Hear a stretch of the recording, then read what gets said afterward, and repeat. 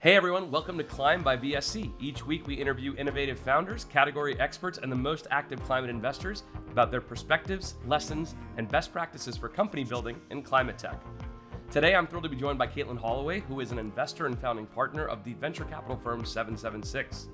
As an investor, Katelin has been vocal and passionate about backing companies that shape the future of work, life, sustainability, and the delicate balance that enables us to thrive. I love that.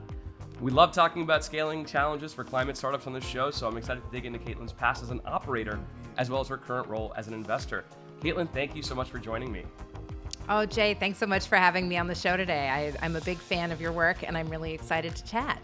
Well, let's kick things off then. So you've had quite an interesting journey into the world of startups and venture. Some might not know that you actually started your career at Pixar Animation before some time at Reddit. So tell us a bit about that journey and what brought you to becoming a founding partner of the venture capital firm 776.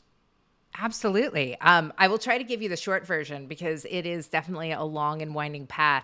And to say that I started my career at Pixar is a lovely sentiment. I did many things before that. I've reinvented myself like 20 times over. And so if you had asked 18-year-old me, do you want to be a venture capitalist? I would have never predicted that this would be the outcome. I mean, shoot, 35-year-old me was pretty lost too, to be honest.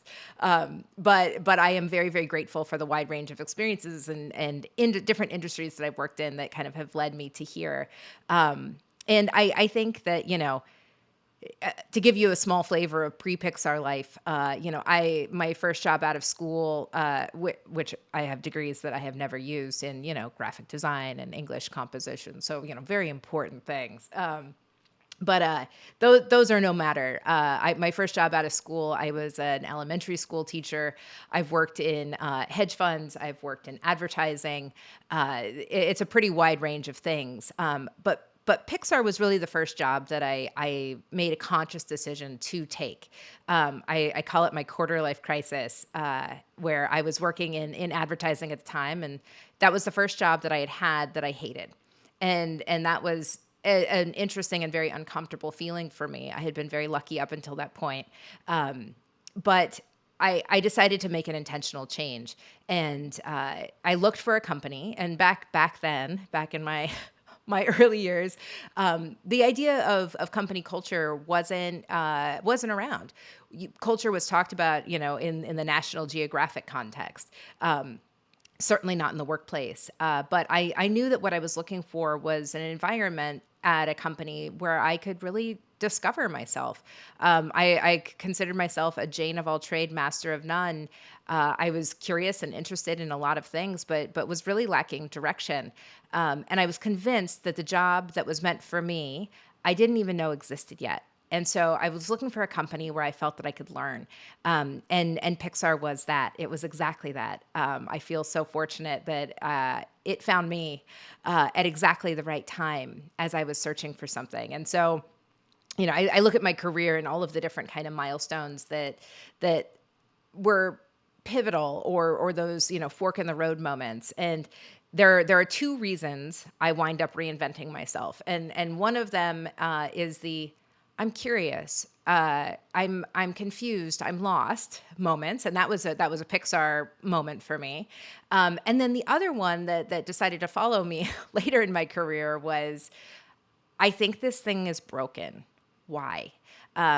Is there something I can do to help make it better? And so, like I said, Pixar was one of those I'm curious decisions that I made. And I was so lucky to join that team just before the Disney acquisition. And it not only was a critical milestone for Pixar, the folks at the studio, but it was for me very personally as well. Because like I said, culture was not really a conversation that was had about the workplace. But when I joined that team, I was working really closely with Ed Catmull, our president, and Steve Jobs was still alive, around, and very active in the studio. And they were having to articulate what made Pixar phenomenal. Why were their movies winning in the box office? Why were people falling in love with their characters and their storytelling? And what they did in this transition to partner with Disney was they had to articulate who they were, why their process and how they did things differently really set them up to succeed differently in their outcomes. And so I didn't know it then, but that was where I cut my teeth on all things related to people and culture. So Yeah. I spent 5 years there tooling about, trying to figure out what I wanted to do when I grew up. I worked in almost every part of the studio, and it was a phenomenal experience. But, 5 years later, I decided that I wanted to go and take those learnings, and I joined the world of tech. So it was a lot.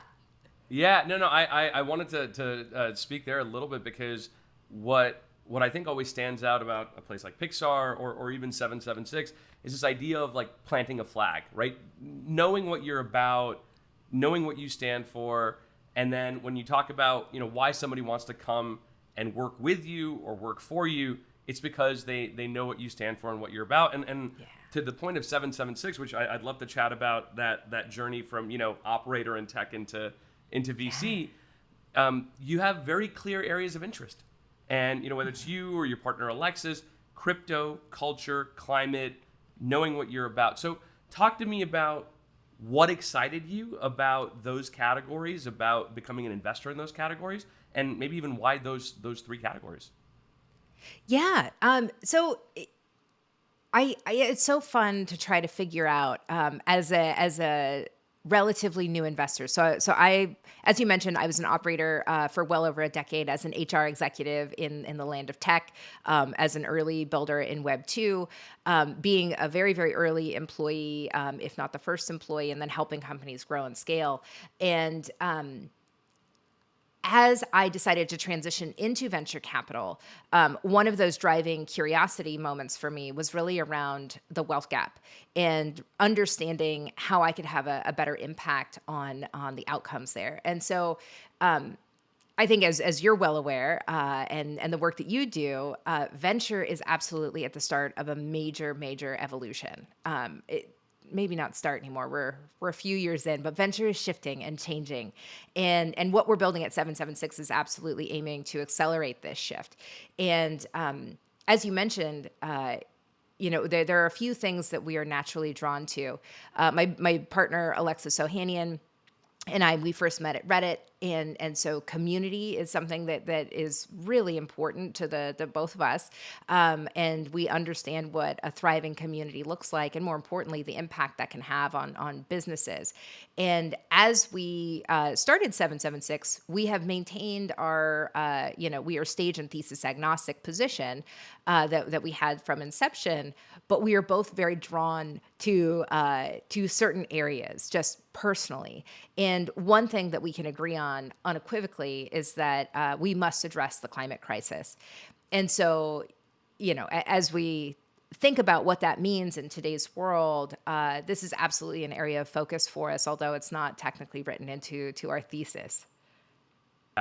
Yeah. Look, I think it's important as an investor to have a theme. And I think, or thesis, even if you are, sector agnostic like 776 is, and generally I think VSC Ventures is as well.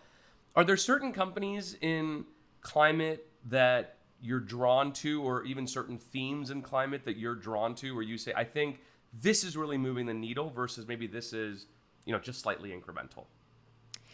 Yeah, I will start by saying I am by no means a climate expert. I am fairly early in my learning journey around the science and the opportunity and the technology. And one thing I love so much about sitting in this role as investor is I get to see and learn from so many incredible builders, right? So many incredible people who have decided to take on climate as something that they are passionate about, obsessed with, go to bed at night thinking about, wake up in the morning thinking about, because they understand the urgency. And so I am learning so very much from founders that we have the privilege of taking pitches for, particularly in climate. And something I've noticed is that a lot of the conversations in the media and in our communities are really around carbon capture, right? So how do we get carbon out of the air. And then there's, carbon credits and people paying to have the offset. And the more and more pitches I've taken and learned about, while this is incredibly critical, so I am, trust me, in no way am I saying I want to see less of this, but that is a fairly saturated approach to solving the climate crisis. Like I said, it is absolutely critical. So yeah, build on, do it. I'm all in.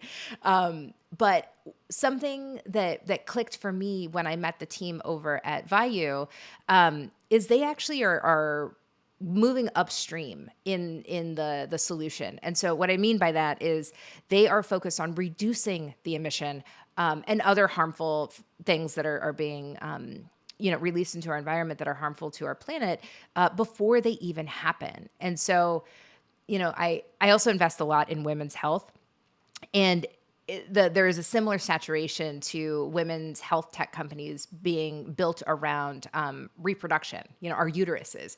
And the reality is that women's health expands far beyond that particular function of our bodies.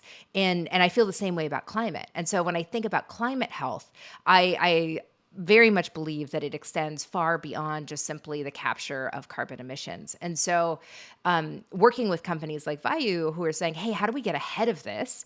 So if there are a number of companies building to remove what's happening, how can we invest in companies that are getting ahead of it so that we can reduce those things? And I'm a child of the 80s, and when I was in school, when I was in elementary school, we had a little saying that was popularized, which is reduce, reuse, and recycle. So your 3 R's. That was taught very heavily in California, and so for me, this heavily falls on the reduce R in that little mantra, and I would love to see more companies building in the reduction space. Yeah. No, I love the clarity of that reflection. It's interesting, and I think about it a little bit as a consumer in addition to being an investor. We all went through this phase of plastic straws and all the things that we can do, the changes we can make in our lives, and then you see what's happening on an enterprise scale, what's happening on a global governmental scale, and the lack of action sometimes that's happening from companies or from governments. Where do you think that factors in as an investor? Like when you're looking at these things, does that impact how big of an opportunity or how big of an idea you want to go after? Or do you feel like we have to do all of it, even at the consumer level and then also at the enterprise level? I mean, you nailed it. It's certainly the latter. This is a yes and.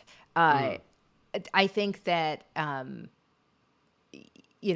understand the feeling as a consumer of being like, well, what, this straw, this silly little, degrading in my hand straw as I drink my drink, is this really going to make a big change? The answer is no, it's not, but it's not nothing. And so I think for me, it has to be, everyone has to be all in on this. So changing our habits and behaviors at home are important. And the most important part of that is teaching our children. I'm a mom to 2 little boys. And so by demonstrating that this is important and that your actions matter, I hope that we can change the conversation, that will, my kids will become, hopefully people who care deeply about the planet and will understand that their actions matter. Whether they are, building their own companies or participating in things that are helpful, whether they're personal habits or actually impacting change at the very highest levels of government and policy.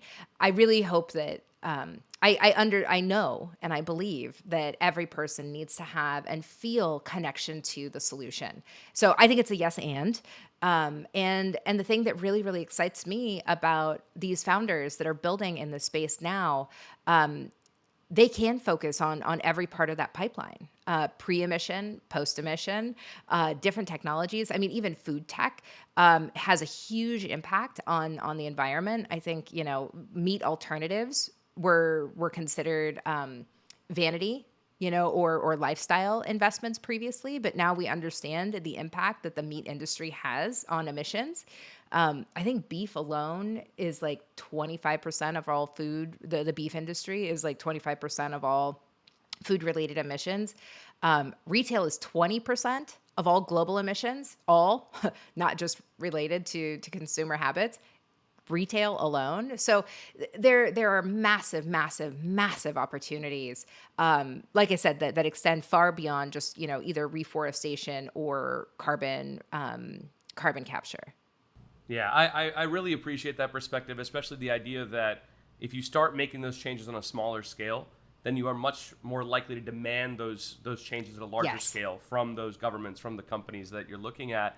One of the companies in your portfolio that really stood out to me was DroneSeed, because this is Yeah. the idea of being reactive. As much as we want to be proactive, we also have challenges of forest fires and just massive climate impact from what's the right word for it? Sort of more aggressive impacts of climate change.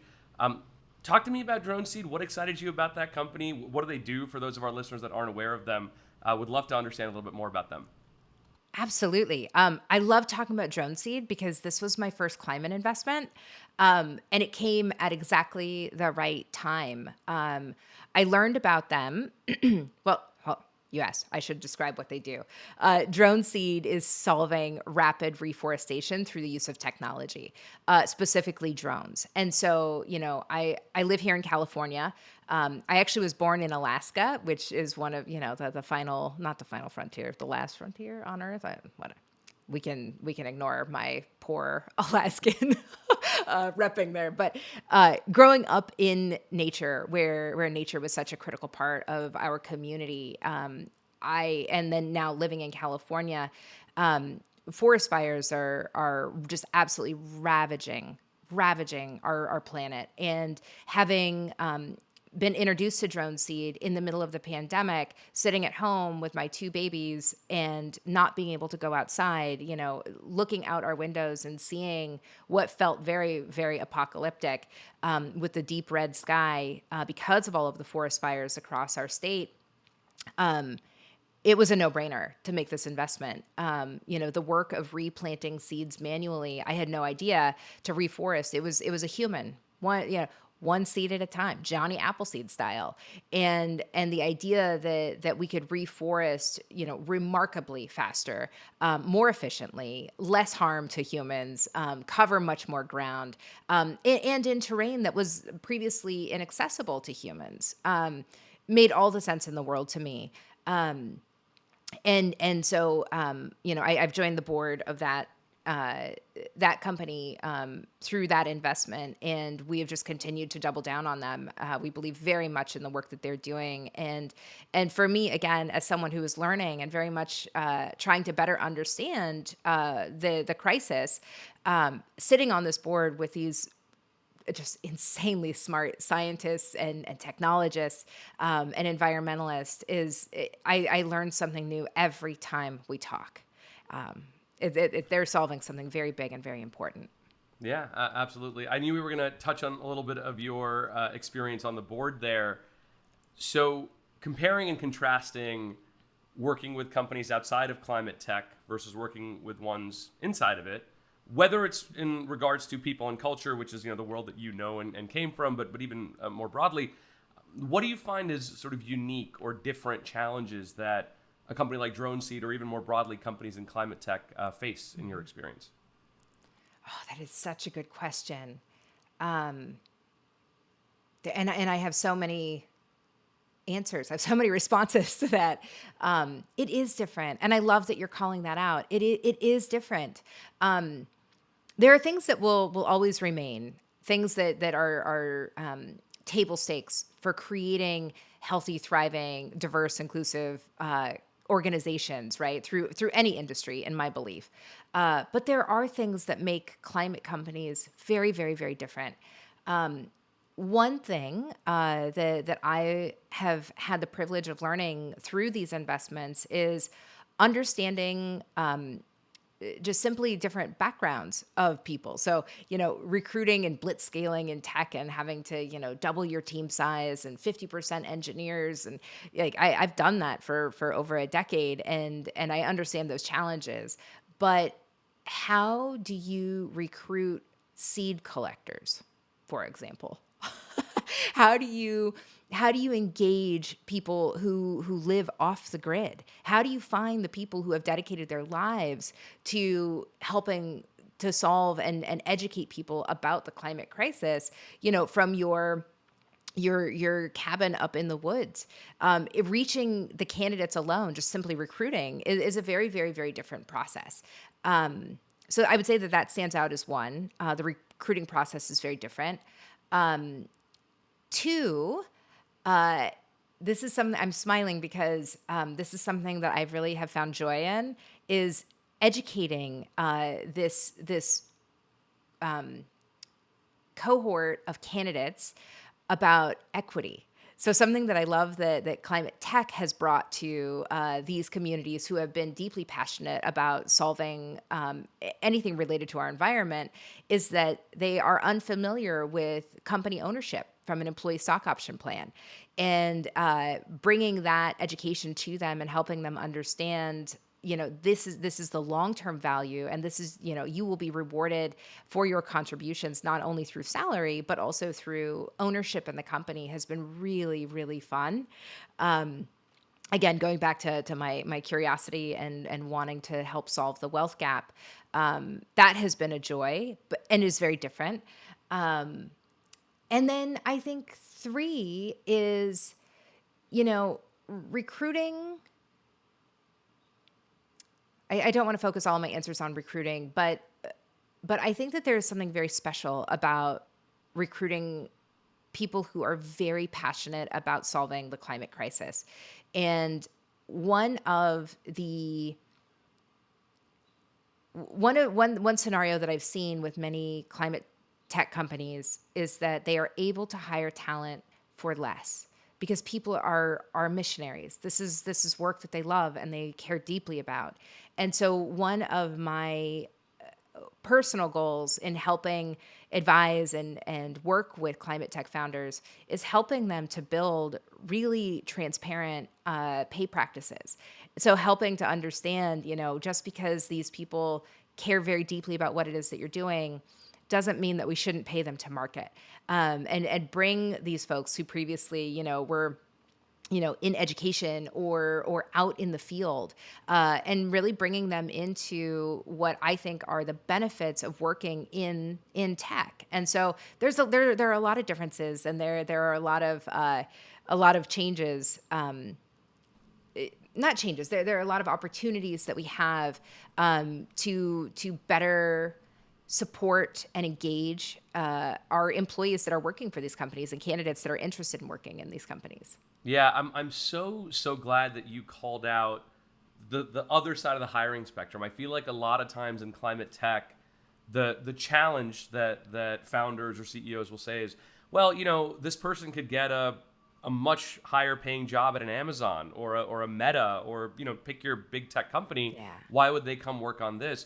I love that you call that. Actually, there's also people that are coming from industry, that are coming from Bureau of Land Management and Forestry Service, and this is a new world for them from a people building standpoint, right? We work with seed investors, so typically these are teams, sometimes as low as 2 people and maybe up to, let's say, 10 or 15 people. What are the kind of things that founders and executives should be doing early on to make sure that they're building a culture where there isn't this clash between climate and tech, if you know what I mean? Absolutely. I love that you were asking these questions. It makes me so happy. The first step to creating any healthy culture is to set up the systems and frameworks to listen. It is the first thing I do when joining any company. Excuse me. It's the first thing I do when I'm advising early stage founders as they are building their companies. It really, really comes down to understanding what motivates your community. Very, very remarkably so. Whether that is, focus on, for as much as you want to focus on understanding your customer or your consumers' motivations, you must do that internally as well. And something that is a common theme, is not always the case, but is a common theme for employees at climate tech companies, is that they actually care a lot more about ESG policies, for example. So making sure that there is accountability and responsibility from their leadership team, from the board on down to, the very last hire they just made. Are we being responsible? I think that I get really excited about the way company cultures are shifting in general. But it is absolutely starting, and it is taking a very strong foothold in climate tech. And I think it is because of the backgrounds that these folks have, that are needed to build these companies in the right and sustainable way. And I don't just mean sustainable in terms of the planet, I mean sustainable in terms of their business as well. And so, like I said, set up those systems and frameworks to listen and understand what is motivating your employees, and then do something about it. So if they, what I'm seeing on the policy side internally is young companies at a much earlier stage are actually writing policies that you wouldn't see until much later in a company's history. And I think that is a beautiful thing. Yeah, I think between the taking the time to educate your employees on equity packages, which they may not be familiar with, and then I think taking the time to look ahead and say, let's put in place practices today.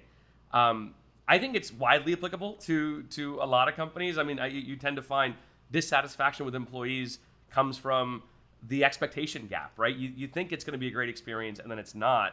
But I like that you called out the importance of spending that time to do it early. What are maybe common pitfalls or mistakes that you see from some of the companies that you work with, on the climate front that you wish more people knew about? You're like, I wish more people understood that they need to be doing this sooner. Oh, another good question. I think, something that I have experienced with a number of the climate tech companies that we've invested in is, and I have not seen this with every pitch, but like I said, employees at these companies, the talent that is working within these companies and their future talent that they have yet to hire, they really care about accountability, responsibility, and making sure that there is a social impact, an environmental impact agreement, more or less, between the company and the employees.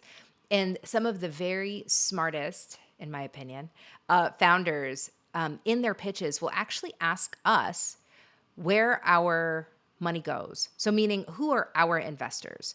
Investors have investors. There are limited partners. And some firms will take money from anyone. And when you do as they say, which is follow the money, there is nothing more disheartening or demoralizing to employees of climate tech companies than realizing or being struck with the fact that, oh my goodness, the more successful our company becomes, that money is actually going back to institutions, organizations, individuals who actually sit very, very high on the emissions list, or are contributing to things that are harmful to our environment or to our society. And so I think that, like I said, the very smartest founders in the pitch are actually asking us and grilling us on who our LPs are. And so to me, that shows a very keen awareness and understanding of what is going to motivate them. Because if your employees figure out that their hard work is actually going to line the pockets of people who are working against their mission, you will lose them. You will lose them. And that community talks, that will spread like, no pun intended, wildfire.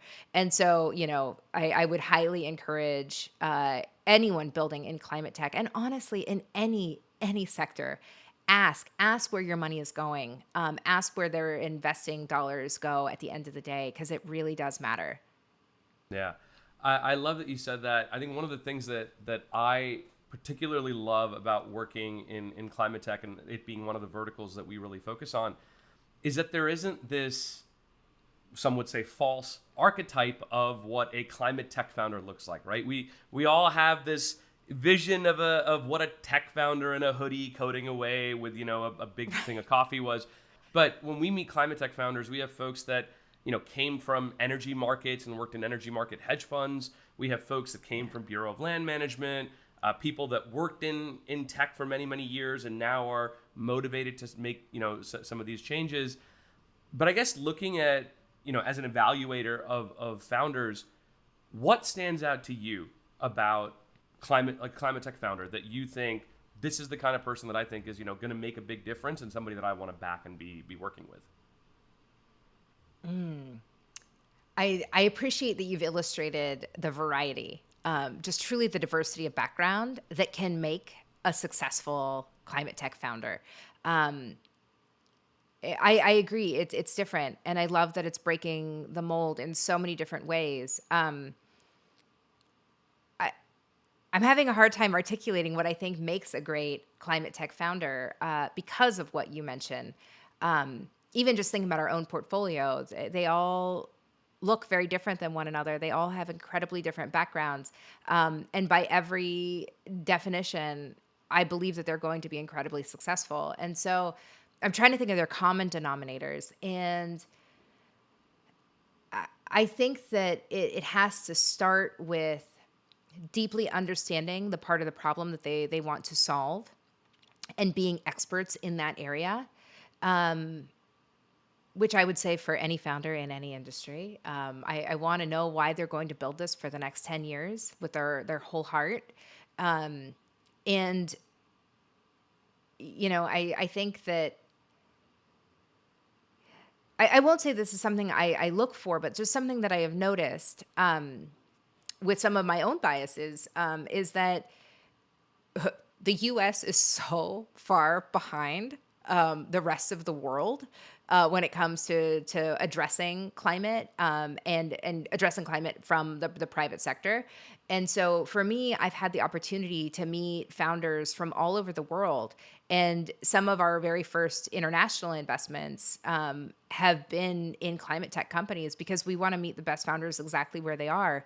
And so I really do look particularly to Europe from a policy perspective and from a founder perspective, because they just simply have more years of experience solving this and addressing these issues. And so that's not to say that I would never invest in a US based founder, because I have and I will continue to. But something that I noticed when I started learning more about this industry was just how far behind we are here in the US. And so understanding the global networks that a founder has and their ability to learn is definitely something that I look to. I guess building off of that a little bit, and I know I put you in a sort of a weird position with that question, but I appreciate your answer all the same. How do you factor in the government risk of it all? So many of the companies that we see are selling into, whether it's municipalities, maybe it's states, maybe it's federal agencies. Historically, this is a category that venture investors have tried to stay far in the hell away from because of the long sales cycles, because, an administration changes and boom, a deal you've been working on for a while can go kaput. Yeah. How do you factor that into your decision-making when you're looking at companies that you want to back? I am so glad you asked this question, and I am biting my tongue because I don't know if I'm allowed to swear on your show. You but can. F that. Like totally F that. This is one of the reasons I got into venture, was to break some of those pre-existing models that I think are very outdated, because the reality is that, well, there are several realities that I want to wax poetic on. I will try to keep it more succinct, but to start, F your long sales cycles. This is how we're going to make change. And government policy is lagging, particularly here in the US, at such an insanely disproportionate rate that we need these companies selling in. If we really want to solve this, we need to link arms with everyone across the board. And so this is different than a SaaS product where, you need to get a new HR technology into education or into health or into the government. Like, yeah, I get that. That makes sense for that. But for climate, truly, investors are supposed to be looking at the long term, right? What does this look like 10 years down the road, 20 years down the road? The reality is nothing else matters if we do not solve climate. as quickly as possible. And so, yeah, get in there. And yes, it's going to take longer. And yes, those that, you could get the rug pulled out from under you. But, our job, not only as investors, but as as fellow citizens on this beautiful blue globe, is that we must do everything we can to accelerate this change. Not the climate change, but accelerate the change where we start caring and our policies are shifting quickly, urgently, and appropriately addressing the things that really matter most. And so, is it, to me, is it worth the risk? Absolutely. Every day, all day. Yeah. And some would say it's like a self-fulfilling prophecy, right? If no investors want to back companies selling to government, then government continues to have bad software. They have Exactly. bad tools. And then we're sort of back where we are again because nobody wants to sell to Exactly. them.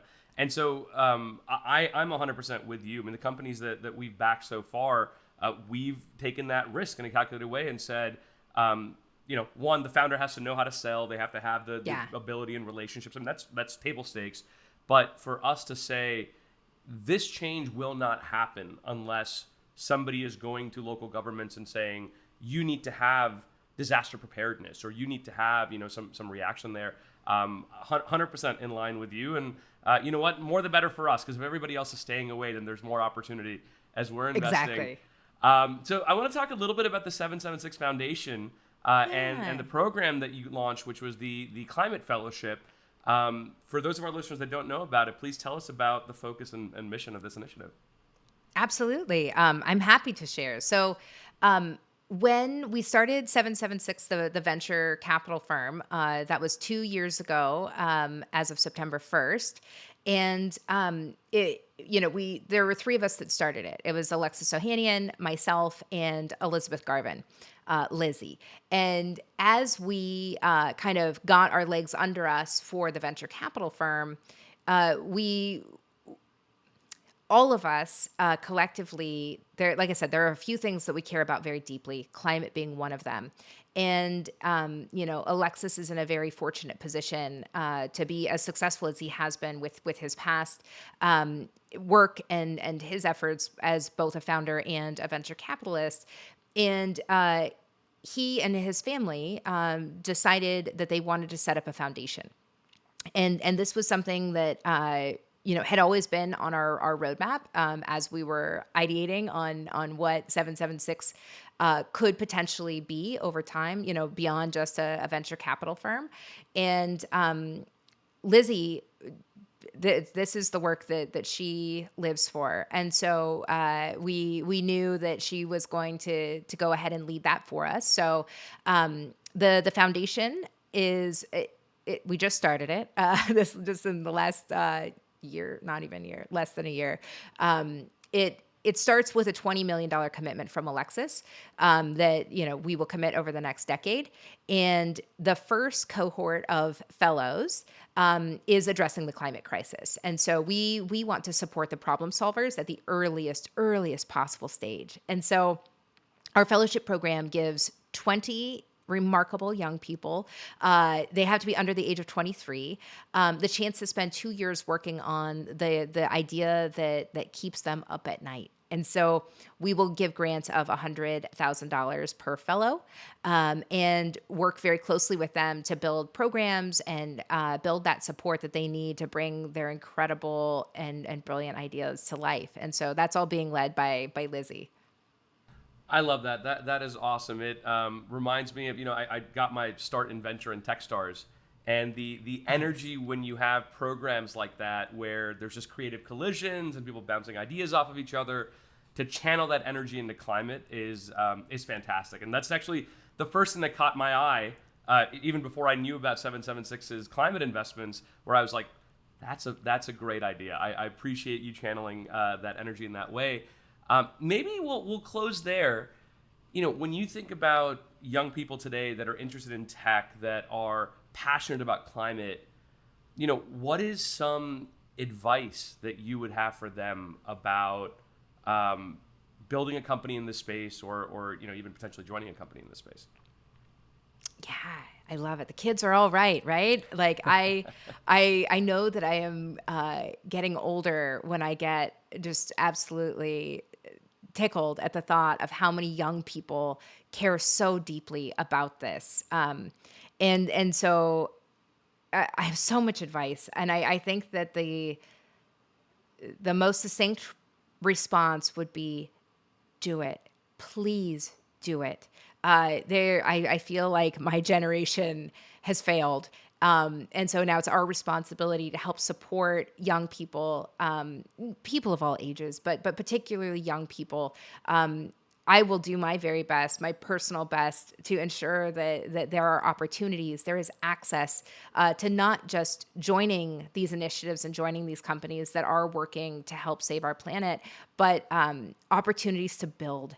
And so if you have a little half of an inkling of an idea, flesh it out, spend that time. Take, a few nights or a few weekends with friends expanding on that idea, because there is capital out there for you. There is support out there for you wherever you are from, whatever you look like, no matter even if you went to college or not. Any little bit will really, really help. And so, don't not do something because you feel like there isn't access or opportunity. There are plenty of doors that you can knock on, including the two of ours. So please do it. Don't let your self-doubt get in the way. Please, please do it. I really, really appreciate that, Katelin. I think my two biggest takeaways from our conversation today is one, the consumer action that we feel like is so incremental is actually really important because it speaks to a broader a mind set shift that we all need if we're going to really tackle this thing. And the second being that we can't be afraid of the big problems, the long sales cycles, the government, contracts. Like, all of these things are essential if we're going to have a planet to live in over the next 40 years for these young entrepreneurs that I think are much more acutely realizing this than maybe generations before us have. So I appreciate you sharing both those perspectives. Thank you so much for joining me on Climb today, and we look forward to the continued success to come from 776. Jay, it's been absolutely my pleasure. Thank you so much for the inclusion, and I am thrilled to partner with you on things moving forward. So thank you so much for having me.